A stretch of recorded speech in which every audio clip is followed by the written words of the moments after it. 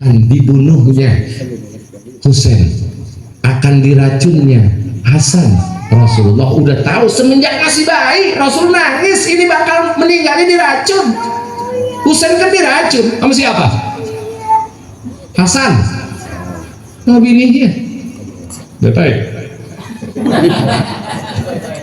Kenapa bininya tergoda sama harta, disogak sama orang kafir, sama orang-orang yang memusuhi, yaitu Sayyidina Ali. Itu subhanallah diracun lewat siapa? Istrinya. Baik Pak Umar dan Ulu.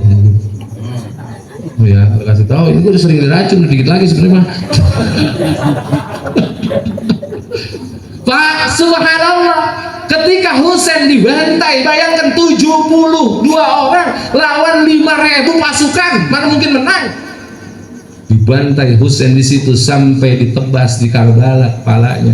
Itu Rasulullah udah dikasih tahu nasib anak ini nanti terakhir cucumu itu seperti itu. Makanya Rasulullah nangis ketika menggendong Hasan dan Husain. Sabatain pecut duanya Rasulullah SAW. Rasulullah dikasih tahu akan terjadi dan terjadi, mesti begitu. Dan yang ngebunuhnya itu penghafal Al-Quran. Coba yang ngebunuh yang hafal Quran. Apalagi kita mah kuliah agak keder.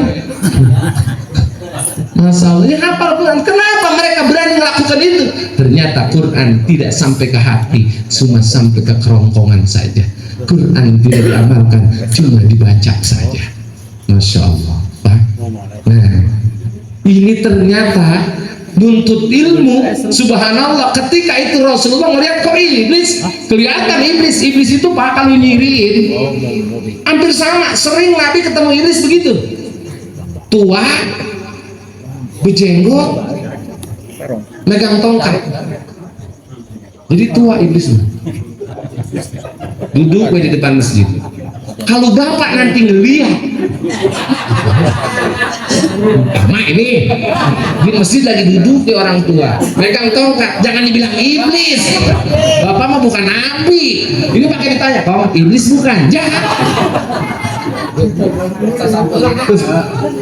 Kenapa tua? Emang iblis mah tua. 80.000 tahun sebelum Adam diciptakan iblis duluan. Bahkan akabirul malaikat, iblis itu tadi golongan malaikat. Makanya ketika disuruh oleh Allah ya untuk sujud, ya ketika disuruh sujud kepada Adam, wa idz qala lil malaikati isjudu li adama fasajadu. Ketika diperintahkan kepada siapa? Para malaikat untuk sujud kepada Adam, fasajadu, pada sujud. Kan yang disuruh sujud siapa? Malaikat. Kenapa ujungnya ilah Adam pakai tasniyah, pakai istisna? Berarti iblis golongan malaikat, bagian dari malaikat, bahkan akabiril malaikat. 80.000 tahun ibadah kepada Allah, sekali dia tidak taat, tidak mau sujud kepada Adam. Alasannya apa? Alasannya iblis bilang, gua mah dari api, iblis mah dari Adam mah dari tanah, gua mah duluan diciptakan, Adam mah bocah kemarin. Karena begitu orang belagu teh, mentang-mentang yang ngajarin mudaan dia merasa tuaan, orang mau dengerin. Bocah kemarin lu mah orang kayak gue minyatin, gue yang mangkuk begitu. Makanya sebenarnya apa? Unsur makola wala tanzur makola. Lihat ucapannya wala tanzur makola, jangan dilihat yang ngomongnya. Karena walaupun bocah gak nyuruh sholat mah bener. Lagi berkiai yang ngejawab lagi, jangan ikutin. Walaupun dari pantat ayam, kalau telur ambil. Lihat dulu ayammu bukan main ambil baik.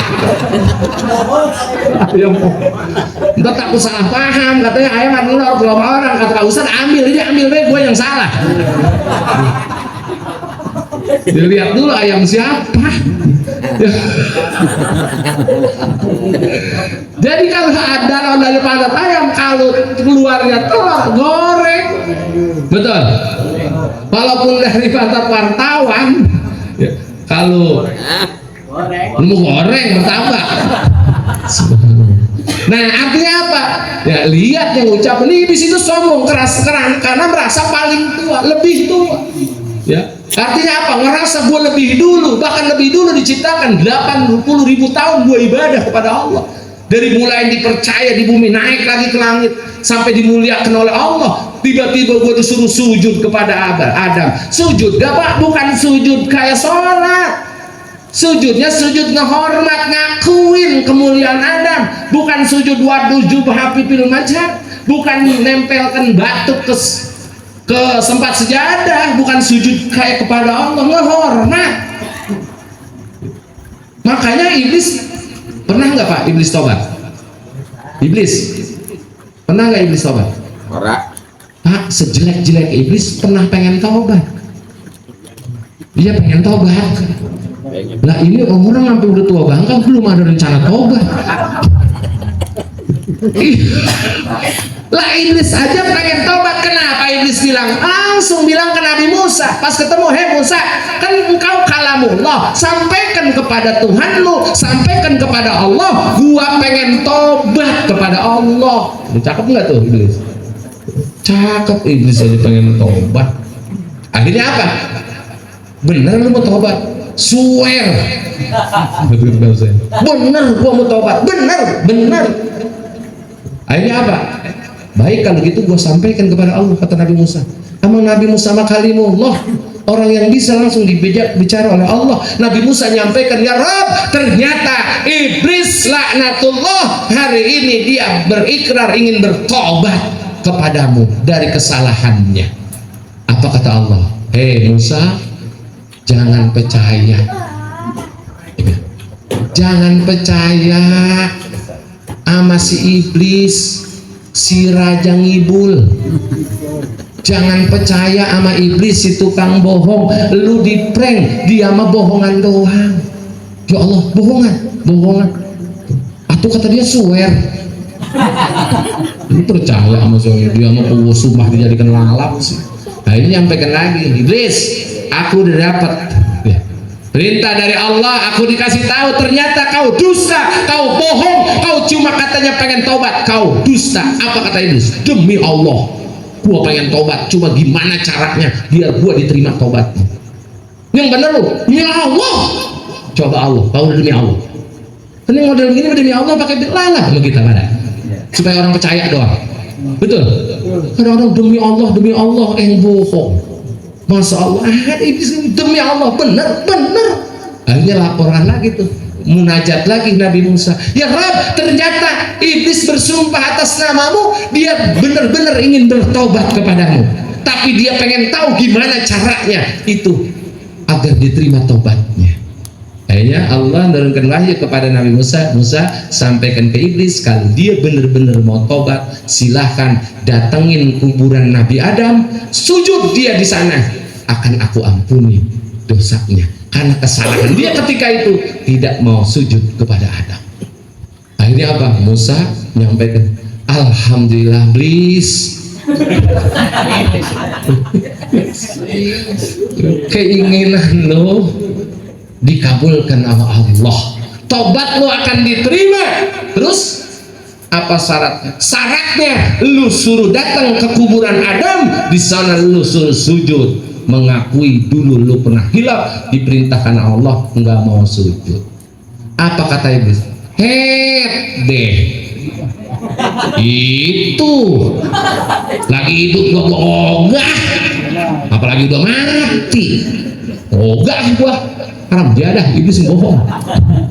Iblis begitu, mau tobat, mau ngaji, kita ajak aja, kita samper mancing, susah. Nanti ntar malam mau ngaji, kita samper mancing, di prank kita. Subhanallah, ternyata iblis pun disuruh sujud kepada Adam, suruh namperin kuburannya kalau mau. Ternyata mau begitu iblis. Ya, ternyata di prank dia bohong. Kata Allah gak apa, dia malah bohong. Makanya jangan sampai tertipu dengan tipuan iblis yang luar biasa. Makanya iblis satu tua, Pak, iblis mah tua. Karena lebih tua. Dua megang tongkat. Tongkat apa? Alat untuk menggoda. Tiga gagah, emang dikasih panjang umur sampai hari kiamat. Ya, selagi masih ada ruh anak Adam di jasadnya, iblis masih dikasih panjang umur. Ketiga, iblis mah pinter. Ya tuh iblis mah mau pintar, kalau pintar mau goda-goda orang bisa. Atau kiai gak susah goda kiai. Ya, pokoknya kalau bilang pintar mah iblis, gak pintar kan? Ya, sayang ya iblis itu tersesat. Subhanallah. Ternyata pas nyampe iblis tahu. Ditanya sama Rasul, engkau kenapa di depan pintu masjid begini nggak masuk? Mau ngapain? Menggoda orang yang sholat. Terus kenapa bukan digoda? Ada yang lagi tidur. Kalau kenapa lu takut sama yang lagi tidur, bukan yang lagi sholat? Iblis bilang yang lagi tidur orang alim, yang lagi sholat orang bodoh. Itu mah tuh yang sholat tuh, karena dia bodoh, gua tayal dikit dia langsung ganti baju nonton dangdut. Dia habis sholat gak salin. Gampang dia mah goda dia mah. Tuh cuma gua takut yang lagi tidur bangun. Udah bangun terus apa? Terus dibenerkan sholatnya, gua percuma. Iblis mah kalau gagal malah dicaci maki sama pengikutnya. Maka daripada gua gagal, gua tungguin si alimnya pulang. Tuh, makanya itu akhirnya apa? Ternyata iblis takutan sama yang lagi tidur daripada yang lagi ibadah. Makanya kata Nabi, naumul alim afdalu min ibadati jahil. Tidurnya orang yang berilmu masih lebih bagus daripada ibadahnya orang yang bodoh. Coba Pak, kesinggung nggak Bapak sama Nabi begini? Nih dengerin apa dengerin? Tidurnya orang yang berilmu masih lebih bagus daripada ibadahnya orang bodoh. Yang alim tidur, kita bodoh ibadah, masih mendingan dia yang tidur. Kesinggung nggak teh kita? Harusnya kesinggung, keenakan dia tidur lebih bagus daripada gue yang ibadah. Wah kalau kesinggung mah berarti gua kudu berubah, jangan sampai gua digolongkan orang yang bodoh. Udah kayak begini biasa baik, ngomongnya apa jawabnya? Lagu mah diterima baik, syukur ya, orang mah udah ceblek begitu mau. Jangan begitu ibadah mah ya, harus termotivasi. Hadis ini sebetulnya nyindir. Coba bayangkan tidurnya orang yang berilmu sama ibadahnya orang alim masih bagusan. Tidurnya orang berilmu. Gimana kalau yang berilmu ibadah, yang bego tidur? Udah susah ngartikannya udah. Subhanallah. Makanya apa? Digoda sama setan mudah. Alimun wahidun asyadu ala syaitan min alfi abidin jahilin, kata Nabi. Satu orang alim,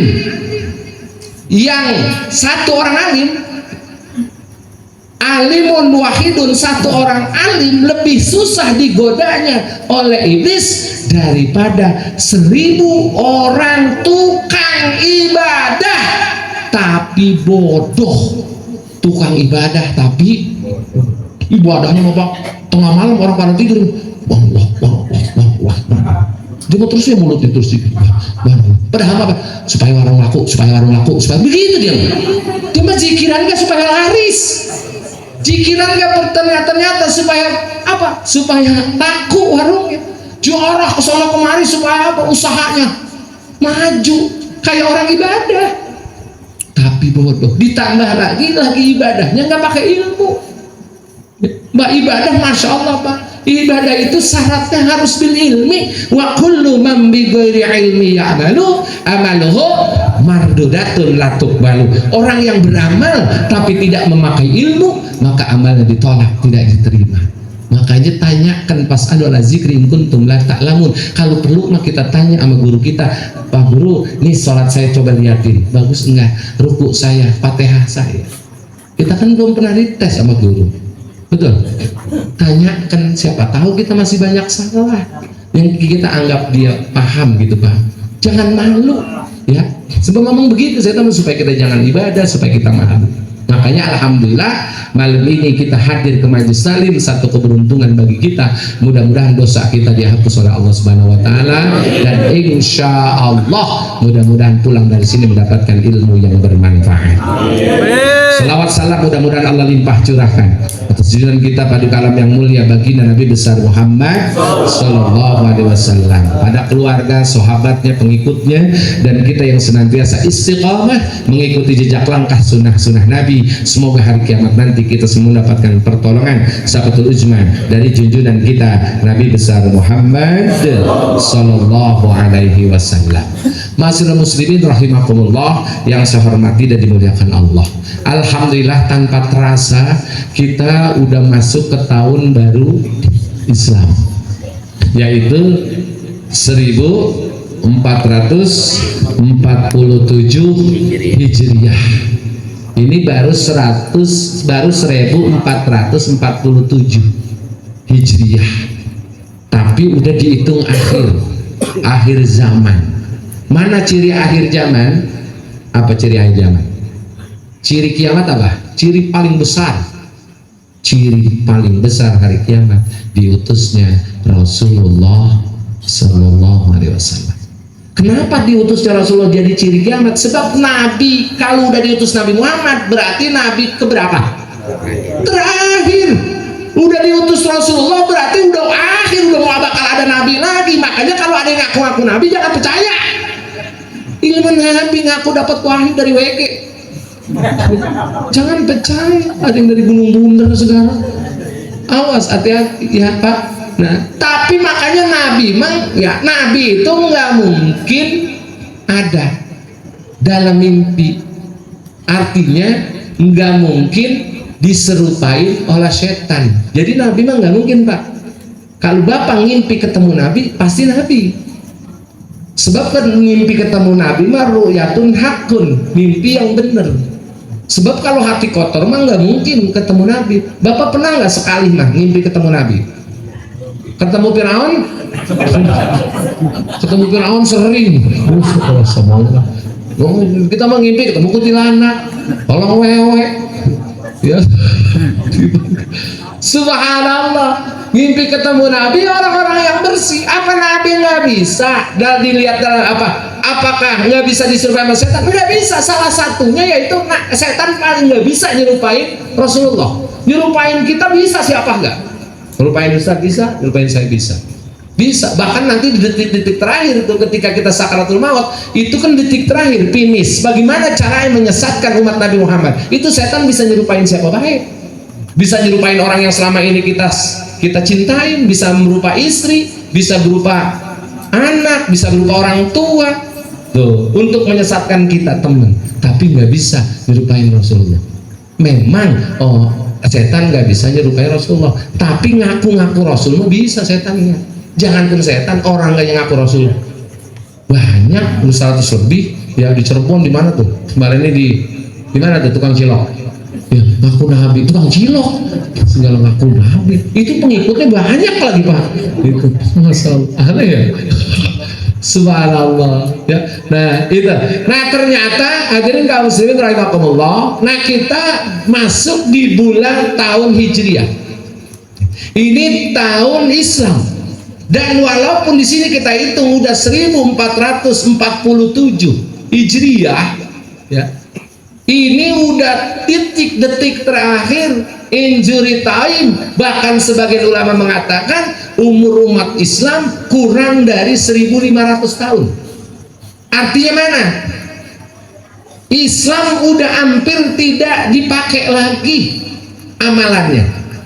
Islam hampir jadi asing lagi, gharib lagi sama pemeluknya. Bayangkan Pak, Islam jadi asing lagi di akhir zaman. Aneh ya, subhanallah. Ini ternyata karena Islam akan terakhir nanti, kata Nabi, di akhir zaman. Setelah Nabi tiada, ini Rasul ngejanjikan, apa kata Nabi? Man tamassaka bidinihi fi akhir zaman falahu ajru khamsina minas sahabah. Siapa orang yang berpegang teguh pada agamanya di akhir zaman, maka Allah kasih pahala 50 sahabat. Jadi sahabat Nabi satu aja udah utama. Ini kalau megang teguh pada agamanya di akhir zaman itu dikasih pahala 50 sahabat. Karena apa? Berat di akhir zaman. Kenapa berat? Banyak godaannya. Dulu sahabat pantas dia lihat langsung nabinya, dia langsung di matanya mujizatnya. Tapi sekarang kita tidak pernah berjumpa dengan Rasulullah, tapi kita mantap hati kita kecintaan kepada Rasulullah, bahkan kita tegakkan agama Allah dan kita jaga agama Rasulullah. Ini keutamaan melebihi para sahabat. Tapi tamasa benar-benar pegang teguh, nggak ikut-ikutan sama hal-hal yang baru, sama hal-hal yang tidak ada aturan dalam hadis dan Al-Quran. Makanya Nabi tinggalkan 2 wasiat, kata Nabi, taraktu bikum amroini ma in tamassaktum bihima lan tadilu abadan. Aku tinggalkan 2 wasiat buat kalian, kalau kalian berpegang teguh kepada keduanya maka lan tadilu abadan, tidak akan tersesat selamanya. Apa itu? Kitab Allah wa sunnata rasulih, Al-Quran dan sunnah Rasul. Sekarang hati-hati Pak, banyak orang yang ngadain ya, yang dimasuk bid'atun gitu, dolalah dengan alasan kul bid'atin dolalah, semua yang bid'ah sesat. Apa baik bid'ah baik, apa ke bid'ah Pak? Apa bid'ah baik apa enggak? Masya Allah, naik mobil ke bid'ah, naik motor itu bid'ah, semua gak apa bid'ah. Atuh kudu pada dalam dikit apa urusan bid'ah mah ya, jangan sembarangan main bid'ah. Ada bid'ah akidah juga, yang paling utama itu bid'ah akidah ya, bidah itiqadiyah. Artinya mana? Sebab Nabi pun udah mengucapkan tentang ini mah. Kata Nabi, sataftariqu ummati salasu wa sab'ina firqatan, bahwa terpecah umatku nanti jadi 73 golongan, kuluhum pinnar ila wahidan, semuanya neraka tuh kecuali satu. Siapa? Ahlu sunnah wal jamaah. Siapa yang ahlu sunnah wal jamaah? Pada ngaku ahlu sunnah semua enggak. Subhanallah, yang berpegang teguh kepada sunnah Rasul dan khulafaur rasyidin. Jangan nyipta-nyiptakan yang baru. Soalnya ada yang nyipta-nyipta baru ibadah. Ada yang mengatakan ibadah kalau kepepet mah sholat boleh ditinggal nanti sekaligus dikerjakannya. Boleh sholat sekalian seminggu daripada orang sholat, apalagi mau hajat. Mau hajatan nih, daripada repot banget mah mendingan sekalian seminggu kan sholatnya. Jadi usolli pada maghribi salasa warbo kamis jumat wasabtu gitu. Ada apa yang nyuruh begitu? Itu sholat digabung. Ada yang sholat boleh sholat di jamak walaupun daripada orang sholat di sana. Kan sholat jamak mah harus ada syarat ya, syaratnya pisah dalam perjalanan itu pun ada batas waktunya dan ada syarat ketertentuannya. Lah ini mah di rumah gak boleh zohor asar sekalian daripada ntar asar ke sorean begitu Pak, coba dipergampang atau begitu mah enak banget Pak. Subhanallah, lah kalau sholat bisa digituin, bahkan ada yang sholat cukup sama niat, ada nggak? Lah sholat sama niat doang coba. Makanya orang begitu mah kalau punya bini kita bawa niatin sama lu gitu. Mau makan pakai niat doang nggak bisa. Subhanallah, boleh nggak sholat pakai niat dalam hati? Boleh. Bagi siapa yang badannya udah tanpa daksa, udah bisa ngapa-ngapain, sholat bahkan tetap wajib walaupun lagi sakit. Lagi sakit nggak boleh kena air Pak saya. Gimana cara wudhunya? Bisa diganti dengan tayamum. Tayamum pakai apa? Pakai debu. Nggak kudu pakai ilmu. Ini dibilang, gue kan orang boleh wudhu. Ganti sama tayamum. Tayamum pakai apa? Pakai tanah. Segitu doang taunya. Pas dia pulang ngambil tanah ke kemur. Lihat seilmu sedapat boleh nyomot, belum jelas sudah dijalankan. Orang bertanya, dia langsung ngambil tanah ke kemur, diusapin ke muka, ke rambut.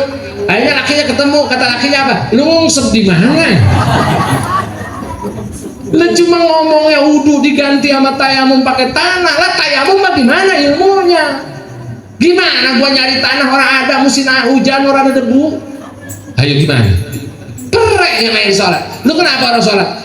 Lah debunya orang ada. Becek. Lu kan namanya comberan. Segitu orang ada ilmu. Akhirnya perek. Tuh. Gitu. Kenapa lu orang sholat? Ada yang lagi hajat, Pak, lagi hajat orang sholat.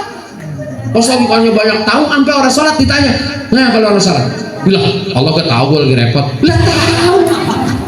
Benar Allah gitu gak tahu tetangganya apalagi tahu. Jadi repot, jadi halangan sholat. Dalam kondisi apapun tetap harus sholat, nggak boleh kena air. Kata dokternya dipastikan, Pak, jangan kena air. Kalau kena air hidung coplok, ini mata bisa buta, ini kulit bisa angus. Wah, bahaya ini mah. Berarti tayamum. Di mana?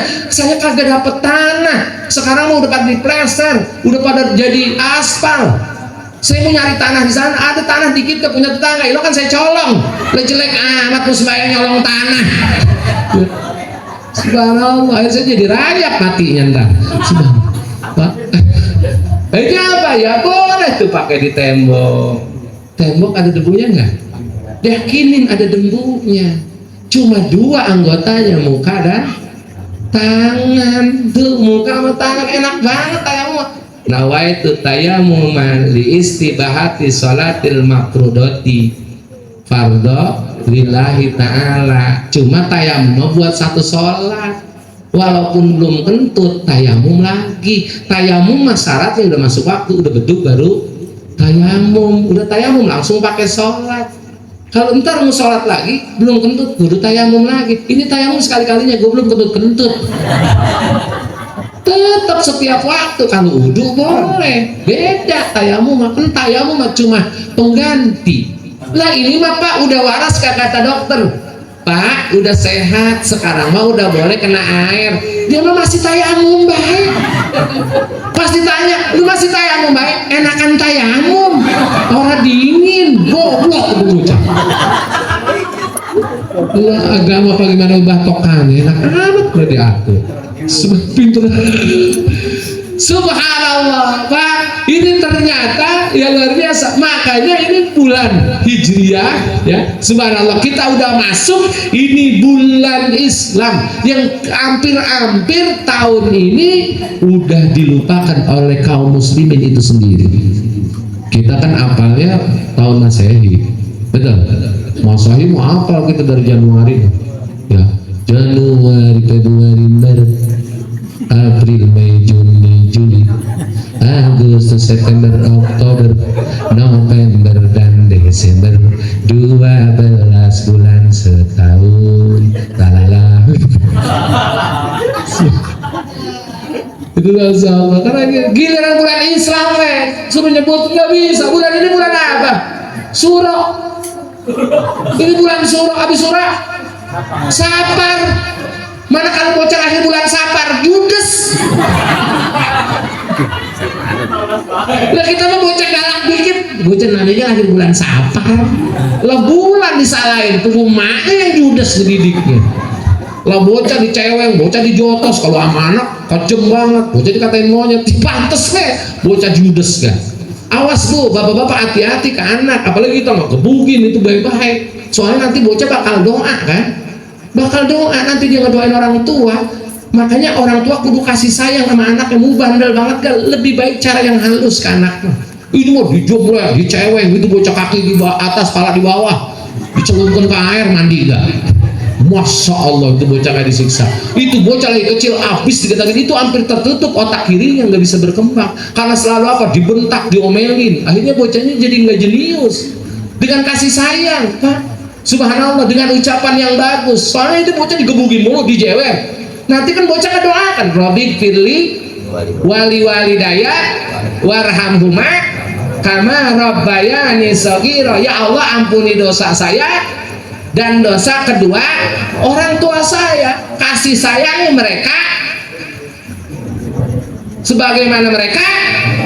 Lo orang digebugin sih, nggak diganti dari Allah. Kasih ampunilah dosaku dan dosa kedua orang tuaku, gebugilah mereka sebagaimana mereka menggebugi aku di waktu kecil. Itu mayat di kuburan habis digebugin sama mereka. ke anak sih. Lah iya, bagaimana bukan kasih sayang, makanya kudu sayang, nanti doanya nyambung. Robbayani sogiro lebih digebugin baik. Tuh, subhanallah. Makanya di sini alhamdulillah kita udah masuk yaitu ke bulan tahun pertama, bulan pertama. Ini kadang-kadang tahun Islam gak udah pada diganti lagi sama kita mah. Orang disuruh ganti dewe. Udah tahu ini 5 bulan Muharram. Diganti surah. Besok Safar lagi. Kan bukan sin tapi Sofar. Kita ganti jadi habis Safar apa? Mulut. Habis Safar mulut. Rabiul Awal hilang. Bulan mulut. Habis mulut Sri mulut. Terus mandi awal. Habis mandi awal mandi air. Habis itu udah mandi lagi. Udah mandi air modal dia.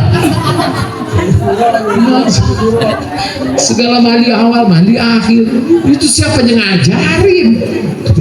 Habis itu Rejab roah. Ramadan gak hilang jadi apa? Puasa. Ini bulan apa? Puasa. Ramadan hilang, makanya banyak orang puasa malah. Subhanallah. Padahal kan ini tahun yang kita kudu ingat, ya Pak. Sebab ini tahun emang bulannya emang udah ada, yang belum ada tahunnya. Di zaman Nabi gak udah ada Sya'ban. Udah ada yang disebut Sya'ban, dan ini ternyata ya cuma belum ada tahun kalender Islam. Belum ada kalender Islam di zaman Rasulullah. Ya, makanya inisiatif dari seorang sahabat yaitu yang dijadikan gubernur di Irak, tepatnya di Basrah, itu namanya Abu Musa al-Asy'ari. Ini dikirimin surat oleh Sayyidina Umar yang jadi khalifah di Madinah. Dia ngirimin surat agar melaksanakan tugas di bulan Sya'ban. Akhirnya ya Abu Musa bingung, Sya'ban tahun kapan ini dilaksanakannya tugas ini? Sya'ban tahun ini apa Sya'ban tahun besok? Karena Islam belum punya kalender Islam. Akhirnya Abu Musa kirim surat kembali kepada Sayyidina Umar agar kita pun umat Islam mestinya membuat kalender. Orang-orang Persia, ini sekarang Persia mana? Iran. Ya Iran. Ya alhamdulillah Pak. Makanya ini kita ada di bulan, masih bulan haram nih, bulan haram. Bulan haram itu ada berapa? Ada 4. Inna indata syuhur indallahi isna asara sahran fi kitabillah. Jadi hitungan bulan mah dari diciptakan langit bumi gak khalaqas samawati wal ard itu arba'atu hurum. Ternyata ada 12 bulan, dan di antara 12 bulan ada 4 bulan haram. 4 bulan haram apa bae? 1 Zulqa'dah, kemudian Zulhijjah, kemudian Muharram. Tuh 3 nyatu. Yang satu misah apa? Rojab. Ini 3 ini termasuk kita ada di bulan haram. Haram apa? Salah satunya haram, Nabi mengharamkan di bulan ini memulai peperangan. Di bulan ini wayahnya jangan perang dulu, jangan mulain perang. Tapi kalau diserang melawan. Kenapa sekarang Iran katanya orang boleh perang, dia ngebom Israel? Juga harus temenan Pak. Itu ya karena apa? Diserang duluan. Subhanallah. Nah artinya ada musuh jangan dicari, ada musuh jangan lari, lawan. Nabi gak waktu itu dilarang ngeduluin perang, tapi ketika diperangin ya lawan, jangan menjadi baik. Nah ini ternyata di bulan akhirnya apa? Surat tadi dibaca oleh Sayyidina Umar, anjuran daripada Abu Musa al-Asy'ari. Dia bilang yaitu orang-orang apa Persia udah ada kalendernya. Kemudian orang mana? Yaitu orang-orang Yunani, ya, orang Romawi udah pada punya kalender masing-masing. Tapi Islam belum. Jadi kalau bicara bid'ah mah di zaman Nabi kalender belum ada. Adanya di zaman Abu Bakar belum. Abu Bakar kan belum punya ide itu. Walaupun ada ide dia nggak mau karena nggak dilakukan oleh Nabi. Jadi kalau nggak dilakukan Nabi saya mau nggak mau. Kan begitu Pak. Nggak beda ngebukukan Al-Quran. Ide ketika diajak bukan ke orang, Abu Bakar nggak mau, Nabi nggak lakukan. Akhirnya dilaksanakan di zaman Sayyidina Utsman. Apakah nggak boleh? Ya nggak bid'ah. Kalau ngomong bid'ah atau membukukan Quran ini bisa jadi bid'ah. Gitu, nggak di zaman nabinya. Tapi ide-ide ini ide ulama rasyidin. Artinya luar biasa. Akhirnya Umar ngumpulkan para sahabat. Gimana ini? Tahun Islam dimulai dari mana, Pak? Tapi ternyata dari susunnya lain, alhamdulillah ada tahun yang kita hafal tadi Masehi ya. Masehi artinya apa? Masehi. Masehi, Masehi, adanya Mainot, adanya Mainot. Masehi, Bapak suka baca kan ya? Allahumma inni a'udzubika min adzabil qabri wa min adzabin nar wa min fitnatil mahya wa mamati wa min fitnatil masihid dajjal. Itu dajjal Masehi, Masih dajjal. Nabi Isa al-Masih. Ini jadi masih apa? Masih ngaji kayak udah jam segini. Udah pada marah gerimis. Masih itu ada yang katakan orang yang banyak jalannya, yaitu Nabi Isa keliling nyebarkan agamanya. Ya, tauhid agama Nabi Isa kan. Begitu juga ada Dajjal. Kenapa masih keliling semua, hampir enggak ada yang diinjak oleh Dajjal kecuali 2 kota, Madinah dan Mekah. Kejabon gak nyampe, bye-bye Dajjal. Itu Dajjal Pak, orang yang kuat imannya gak akan kena, apalagi yang lemah. Itu Dajjal. Misalnya ibu-ibu nih mau ngaji, Bu jangan ngaji. Tapi saya mau ngaji, jangan ngaji. Tapi saya mau ngaji bagaimana? Saya malah lagi usaha ini, saya sempetin ngaji. Jangan. Sisi itu mendingan ngambil no, keliang 2 karung. Pas itu keliang 2 karung dipegang sama Dajjal, jadi duit semua. Mak, itu duit jadi 2 karung. Mak milih 2 karung duit apa ngaji? Pret. Pasti dia udah Dajjal, gua ngikut lu dah. Begitu. Bayangkan, apalagi orang nggak mau bisa diri gak susah, ya sakit parah, didatengin Dajjal. Tinggalkan agama lu, ikutin gua. Diusap sama Dajjal, sehat. Mendingan sehat ngikutin Dajjal apa mendingan sakit tetap taat? Kira-kira mana? Gue mau mendingan waras. Setan gue ikutin kalau waras. Kan ibu gak bapak kadang-kadang begitu, Pak itu kan duit haram, lagi begini mah gue mah duit setan gue pakai. Begitu kita.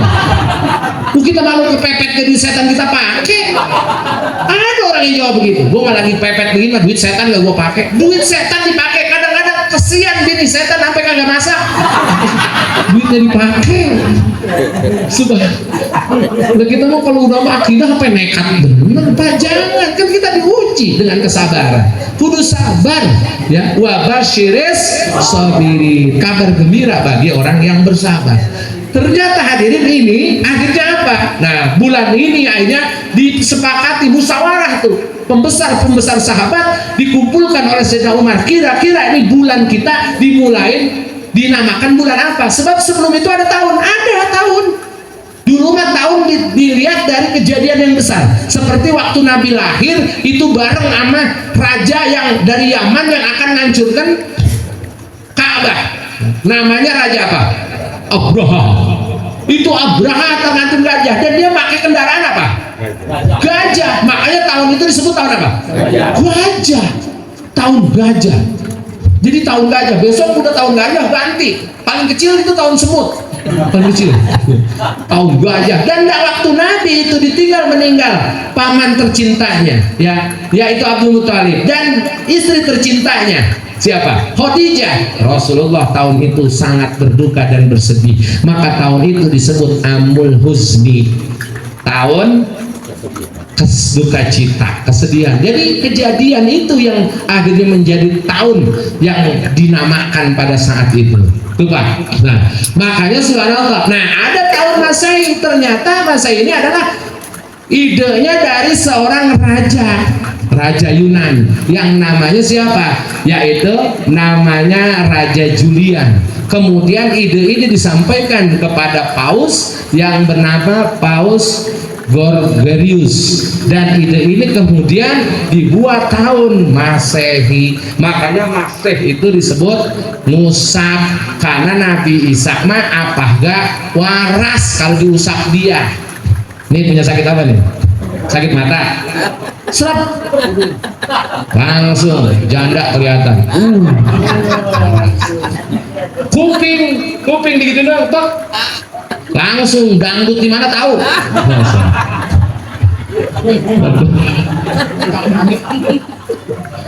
Aman Nabi sama penyakit apa kesembuh? Itu kecil dah sakit-sakit mah. Ini misalnya, ya, saya ini dikatain jelek baik sama orang. Bagaimana supaya cakep? Biar saya cakep. Kata Nabi Isa, mimpi susah muka lu mah. Pak, ada yang belang itu langsung waras. Belang, penyakit belang. Hitam putih, itu pada belang, diusap langsung hitam mulus. Jadi daripada belang, hitam bisa. Lihat dia sana minta pengen mulus doang, orang kan pilih putihnya apa? Lihat dia mah main usap aja hitam semua gitu. Ngomongnya salah, subah. Oh, salah. Itu hitam rata banget kayak aspal. Lo salah minta. Subhanallah, dia orang lumpuh dari lahir, buta dari lahir, bukan kecelakaan. Itu salah satu mujizat Nabi Isa, waras Pak. Tapi Nabi Isa tetap sahaja. Makanya dikatakan Nabi paling miskin, Nabi Isa. Ya. Makanya nanti akan dijadikan hujah oleh Allah. Orang miskin yang orang ibadah, nanti Nabi Isa jadi hujahnya. Ketika yang miskin, kenapa kamu kagak ibadah? Nahnu masgulun bimasa kotil pakri, kami ini capek sama kemiskinan, boro-boro ibadah, mikirin makan gak susah ya Allah. Kata Allah apa? Abdi Isa aqruman fil ardi, hambaku Isa orang termiskin di dunia. Ada nggak? Enggak. Iya, udah orang termiskin di dunia Nabi Isa laisa lahul bait, satu dia nggak punya rumah. Makanya ada yang menerangkan Nabi Isa lahir di bawah pohon. Kalau orang ya apa Nasrani melahir katanya di kandang domba, sama orang punya rumahnya. Pak, ampen Nabi Isa itu laisa lahul ab, dia nggak punya bapak. Emang nggak punya bapak? Bapak nggak ada, dia mah pas lahir ke Pak. Di kita nggak ada orang kadang-kadang lahir orang punya bapak. Nabi Isa kayak baru. Bapaknya mantap, orang biada itu. Subhanallah. Nabi Isa itu ternyata Nabi Isa subhanallah laisa lahul mal. Boro-boro harta mana sih sejarah merangkan harta Nabi Isa? Nggak ada. Tapi kehebatan Nabi Isa, apa gak penyakit apa gak bisa diobatin Pak RW? Penyakit apa gak? Kalau Pak RW ini bisa ngobatin segala rupa, belangsak mah. Mual udah buka praktek dia mah. Di jalan nggak tuh kurap kutis kadas gatal jamur gopek di situ 500.000, jantung 40.000, 40 juta tuh udah target dia mah. Kalau bisa begitu lah, orang lumpuh waras ya, orang buta waras mau bakal cuma-cuma. Tapi Nabi Isa mah bener-bener karena Allah. Sampai orang udah mati ratusan tahun pengen dihidupkan, bismillah hidup, coba orang mati. Nabi Isa sholat 2 rakaat, dia mohon kepada Allah agar dihidupkan. Siapa namanya? Makam Syam bin Nuh, hampir 600 tahun udah meninggalnya, udah ribuan tahun meninggalnya. Itu ternyata bangkit lagi, hidup seperti biasa lagi, berkeluarga lagi, hidup biasa. Kalau kita kan hidup pura-pura bentaran doang, dia mah hidup sampai keluarga, sampai biasa lagi. Ternyata dihidupkan dengan apa? Orang akhirnya nganggap Isa itu bisa menghidupkan orang, makanya sampai dianggap Tuhan. Makanya Nabi kita mau walau bisa apa kan nggak menghidupkan orang mah nggak dikasih, takut sama diitikatkan sama pengikutnya, dianggap bisa menghidupkan, makanya bisa menghidupkan manusia. Makanya sampai makan nggak, Nabi pas sengaja makan di depan orang banyak. Nabi Isa makan jarang kelihatan makan, makanya Nabi mas sengaja tuh makan di depan supaya gue manusia, gue gak madang begitu. Jangan lu anggap Tuhan Pak. Subhanallah tuh, ini ternyata makanya makna masyah itu apa yang diusap dikabulkan oleh Allah. Sampai ketika orang mati dia sholat, kemudian diusap kuburannya terbuka dan hidup kembali. Kalau kita bisa begitu, laku ya, laku. Ini bisa ngidupkan orang nih Pak, tolongin saya, itu udah antri jadwal Pak, ngidupkan di Cogrek, di Bogor. Masya Allah, orang bisa sekali usap hidup, coba sekali usap bisa diri. Bapak pernah nggak ngelihat sesuatu yang diusahakan sendiri? Ada. Apa? Sota memedi kata dia. Memedi dius. Tadinya tidur pas diusap sendiri. Buat banget ini nabi apa? Awesome lah. Ini lagi pada mikir apa? Itu kan bingung. Ntar tanyain tuh Haji Sapei apa gitu kan. Itu lagi mikir. Subhanallah. Nah, pas lihat yang hidup tuyul. Ada. Subhanallah. Nah, makanya dimasuk Hijriah akhirnya apa? Musyawarah lah. Sayyidina Umar akhirnya sama sahabat di situ di musyawarah disepakatin apa? Ternyata bulan Hijriah dimulai gimana dari lahirnya Nabi. Jangan, semua akhirnya jangan. Nah, termasuk Sayyidina Umar juga nggak sepakat. Jangan, takut ntar Nabi kita dikultuskan kayak Nabi sebelah sono, dianggap Tuhan karena nama Nabinya dibawa masih. Nabi Muhammad jangan dibawa di lahirnya, takut dikultuskan. Oh, kalau begitu gimana kalau kita jadikan tahun Islam itu dari wafatnya Rasulullah? Jangan, dari wafatnya pada sedih. Masa tahun baru pada nangis? Makanya jangan. Oh, waktu itu pas turunnya Quran.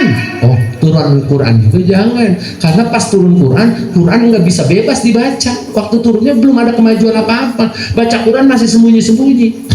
Akhirnya memulai suatu mah kalau bisa yang paling bagus. Kapan? Waktu Islam sedang majunya. Kapan Islam majunya? Pas Islam itu hijrah dari Mekah ke Madinah. Hijrahlah akhirnya menjadi keputusan, menjadi nama tahun Islam. Karena setelah hijrah, Islam baru sampai pada puncak kejayaannya.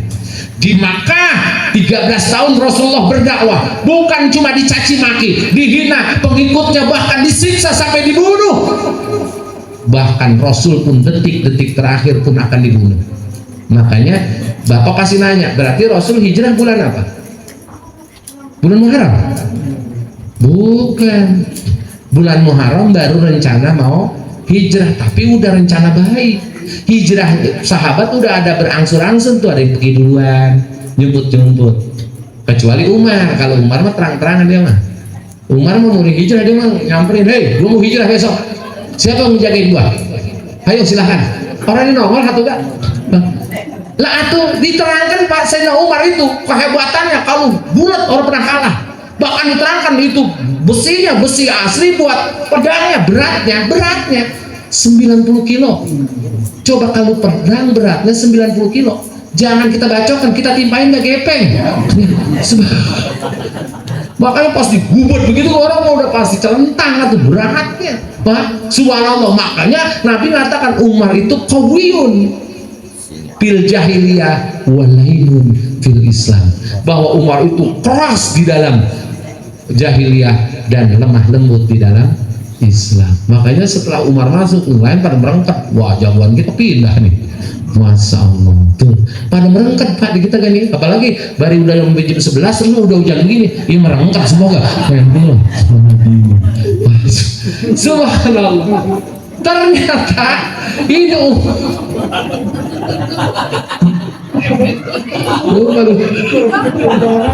nah ini jam segini kelihatan pada berangkat dari begitu.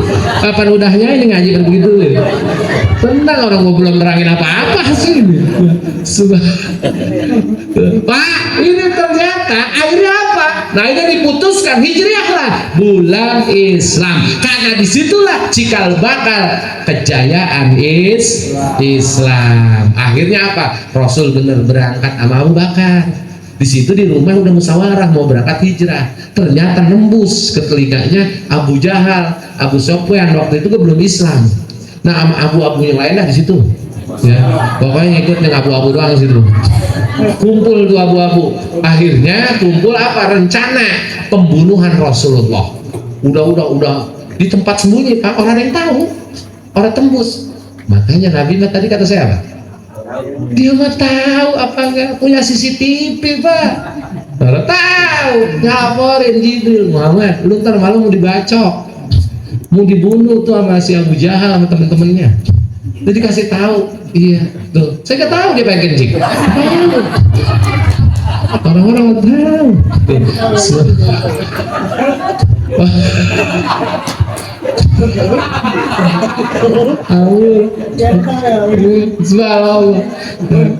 Aduh.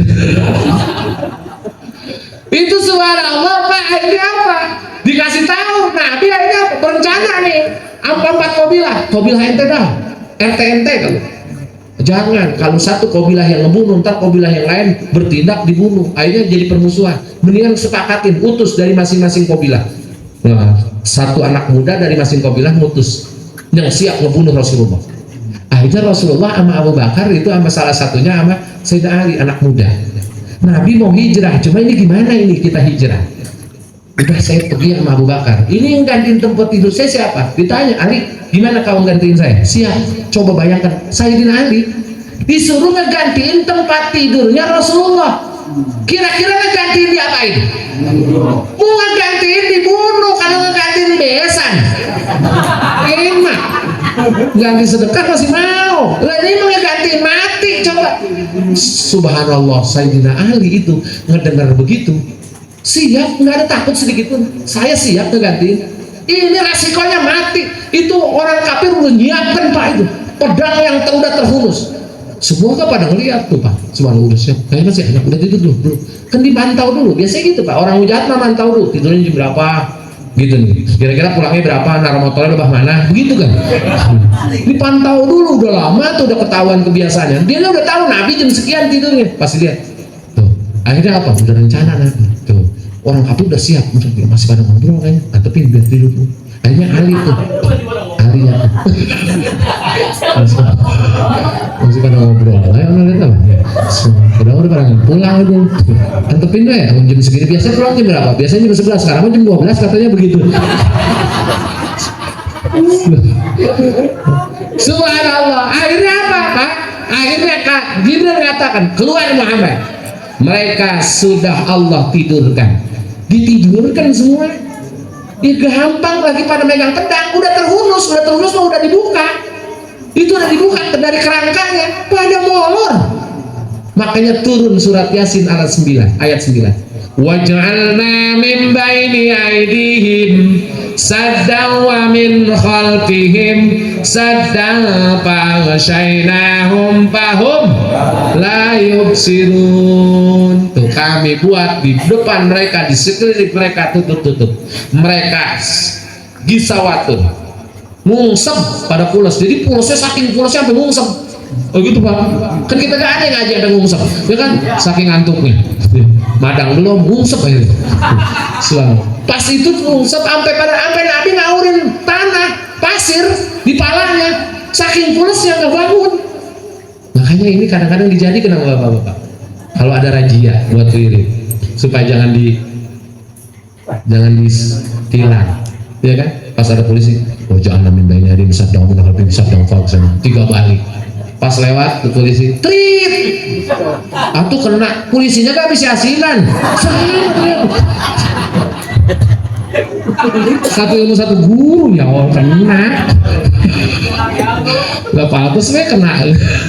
Pak, subhanallah, ini ternyata ya Rasul lewat.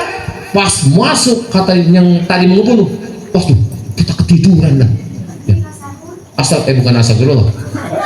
Masa orang kafir astagfirullah. Bagaimana ya? Kaget ya? Bujur busuk deh, gitu kali ya. Tahu bujur hitam dah, bujur hitam. Menjauh jatuh kagak pokoknya bari tobel begitu ya. Kita ketiduran, waduh gagal ini mah. Pas diintai, bukan alhamdulillah. Syukur. Belum apa gaji ngomong. Apa ya? Untung kita. Dia masih tidur. Tuh. Ini kan orang kafir alhamdulillah gitu kan langsung banget ya. Akhirnya apa? Tuh alhamdulillah. Tuh.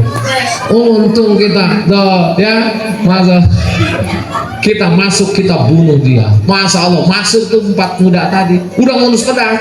Hebatnya kalau orang Arab begitu Pak. Kafir Quraisy mah dia pastikan dulu. Makanya dibuka dulu selimutnya. Pas dibuka ahli orang jahat. Kita misalnya Pak Romli mau dibunuh, diganti namanya ini. Pas ngeliat dibuka, mendingan ini.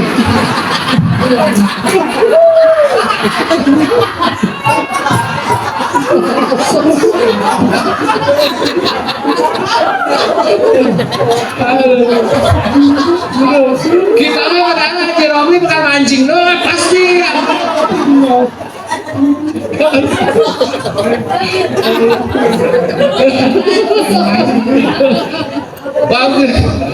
Pak dilihat ahli komitmen orang kafir Quraisy gitu. Kalau bukan yang dimaksud udah jadi walaupun ngeganti tempat tidur enggak. Kalau kita mah dicacak lah ya. Orang lu kemana aja lu ngeganti di sini. Gua kira lu Muhammad. Kemana Muhammad? Tahu. Siapa suruh gantiin tidur doang? Atau lu mau goblok? Biasanya siapa yang orang mau gantiin tidur? Kalau daripada gawe. Nah udah begini mah jangan tuh gantiin orang disuruh ganti tidur. Udah malam begini. Subhanallah, hebatnya itu Pak. Keberanian Sayyidina Ali. Siap, padahal pasti itu resikonya udah pas mati gantiin kematian. Tapi aja Rasulullah malam apa kejadiannya? Malam Khamis, tanggal 1 Rabiul Awal. Jadi Khamis mulai Nabi hijrah berangkat dari Khamis dari rumah mah. Khamis akhirnya masuk ke Goa Sur, mampir dulu tuh di Goa sebelum berangkat ke Madinah. Berapa hari? Kurang lebih 4 hari. Jadi Kamis, Jumat, Sabtu, Minggu. Nah Senin keluar. Senin keluar nih. Makanya Nabi sebenarnya hijrah dari Goa Surba itu dari malam Senin. Jadi mulainya Kamis, Jumat, Sabtu, Minggu, Senin. Tuh. Itu Nabi makan apa? Di situ. Di Goa. Makan apa? Makanya kalau ada apa-apa ngelongok.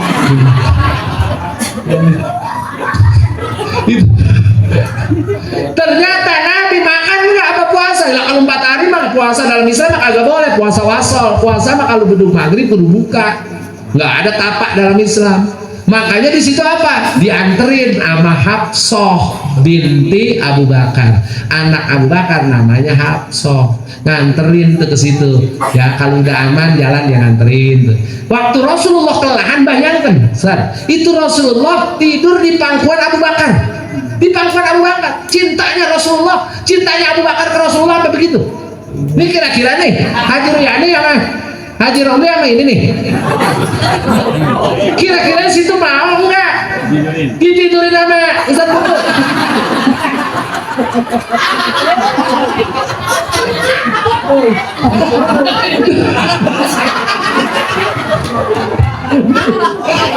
Dikelepak katanya. Ya, cinta palsu.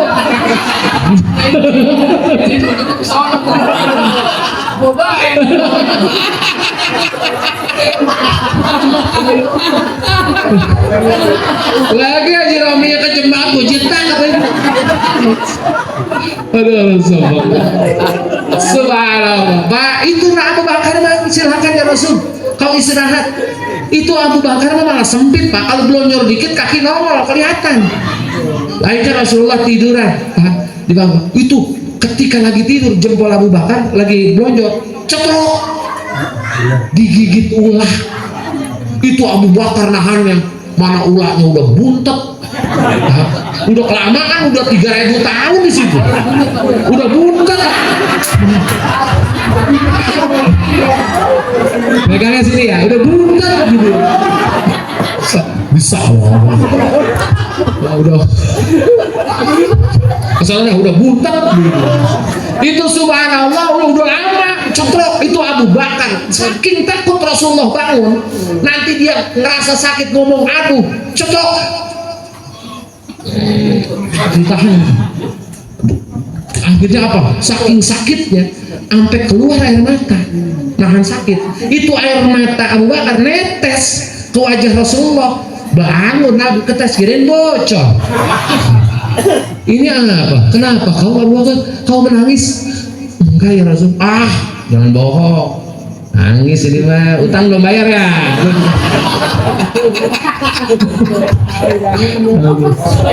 Itu nangis pas kesono tiba. Duduknya pindah. Subhanallah.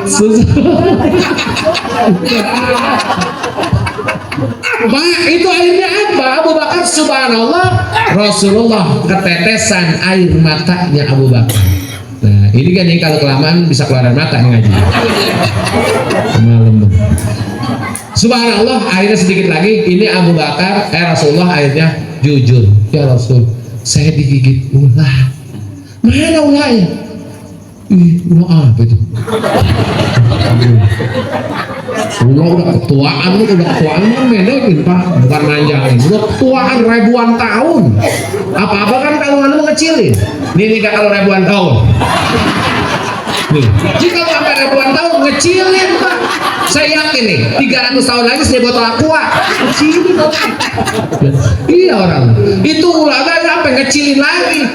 Aku semenjak 3000 tahun yang lalu aku mendapat kabar bahwa akan diutus Nabi akhirul zaman ismu Ahmad, namanya Ahmad Muhammad akan masuk ke gua ini nanti suatu saat. Aku ngedenger ini, aku diam dari mulai 3000 tahun yang lalu di gua ini. Ternyata bener engkau masuk ke tempat ini.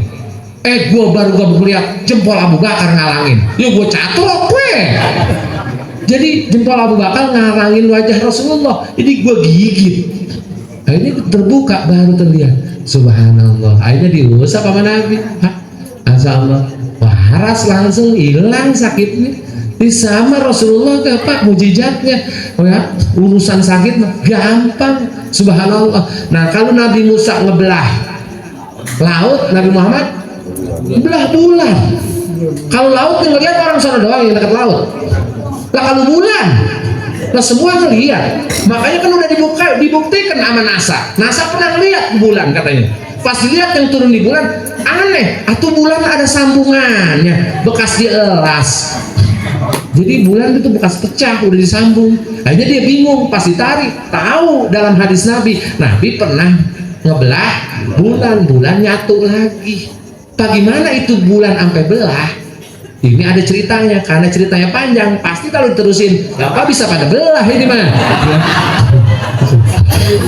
Akhirnya Rasul nyampe ke Madinah nih. Berangkat Kamis, Jumat, Sabtu, Minggu, Senin keluar. Sampai 7 hari, sampai Senin lagi. Kamis, Jumat, Sabtu, Minggu, Senin, Selasa, Rabu, Kamis, Jumat, Sabtu, Minggu, Senin. Berapa hari? 12 hari. Makanya Nabi berangkat tanggal 1 Rabiul Awal sampai Madinah tanggal 12. Nabi lahir tanggal 12, wafat tanggal 12, hijrah sampai Madinah tanggal. Coba bayangkan, seakan Nabi baru lahir lagi di Madinah di tanggal kelahiran Rasulullah. Sampai situ mereka semua mengucapkan pada nungguin Tolal badru alaida min sani yatil wada wajaba alaina